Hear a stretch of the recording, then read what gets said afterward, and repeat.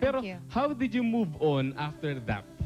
How did I move on? Well, I just, one day I just decided to parang tell myself to get out of my room and start working again. Kasi I have to admit that I was a little bit affected. I got affected because it's something that is not very easy to handle.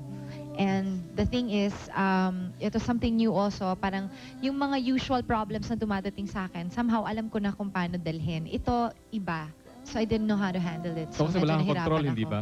And it's, yeah, it's wala akong control talaga. Plus the fact that I had to cancel a lot, Oo, ang laking problema like all the nun, no? shows in the States, and I got really very sad. I got really depressed about that kasi parang hindi pa nga ako nagka-cancel ng show kahit dito sa Manila. Ganun Not a show. ka-professional naman talaga. Even here in the Kilala ka Philippines. namin So, naano talaga ako doon. But now I'm back. I'm much better.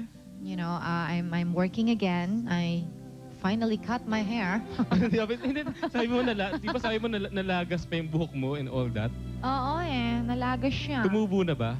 Ayan. Okay naman siya. Wala namang problema. Baka lang akong nagulat, pero tumubo naman siya.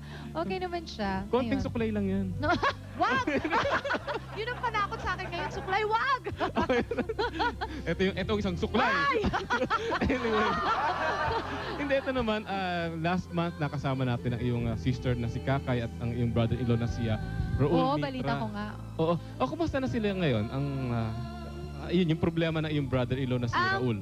Actually, hindi ko din masyadong alam because whenever I'm with them and if I see them, we usually don't talk about it naman eh.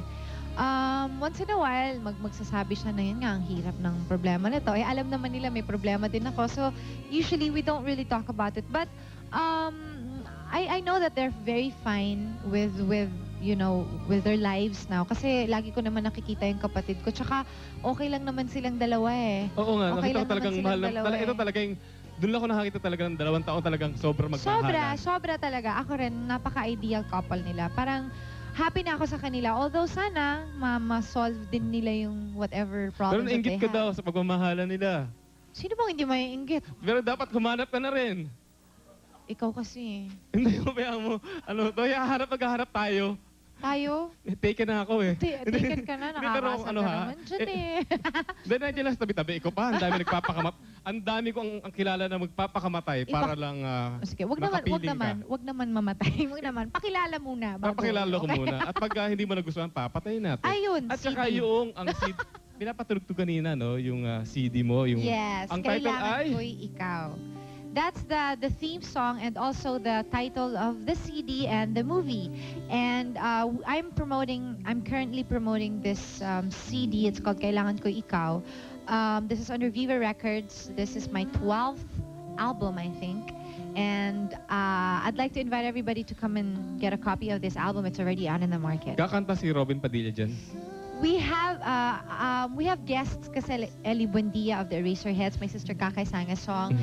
Gabby Eigenman also is here. Raul Mitra, my May brother-in-law. composition siya, di ba? No, and he sang with me. Okay. And also, and of course, Robin Padilla sang a duet with me. So I hope you guys can get a copy.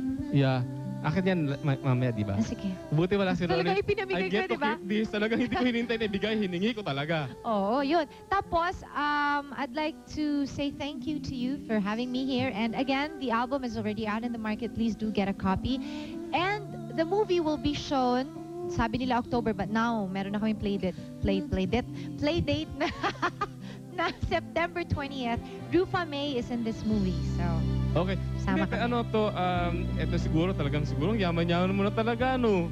Sana nga eh. Oo nga, hindi. Pero ikaw ba, I mean, after 14 years in the business, like, paano ka nakapag-impok ng ganong karami? Kasi considering marami din namang expenses ang isang singer at artista, Oo, di ba? syempre. Well, kasama naman yun eh. Syempre, ini-invest mo. Okay. I do trust my mother and my father Mhm. for handling my money for me because kung ako lang araw-araw ko nasa Hong Kong. How's that? Oo nga, talagang buti na lang nandiyan si Mang Jerry. Oo, Kung buti hindi. na lang, di ba? Kung Okay. hindi, araw-araw ko nasa Hong Kong, di ba? No, but I do invest my money sa lot, ganyan, and a little mga konti-konting business here and there. So, ganun. At syempre, mag-impok sa bangko. Oo. Hindi, tsaka ito, ang importante talaga, dapat yung may milagro sa sarap at sa savings. Yun. Ang galing-galing. Oo, Yes! diba? Naman! And with that, maraming salamat at Thank tatangkilikin you. natin ang album. Thank you very Patutugtugin ko much. to mamaya on my way home. Yeah. At kasama syempre natin si Rufa May Quinto na kasamang mga kanyang napakahalagang mga panauhin.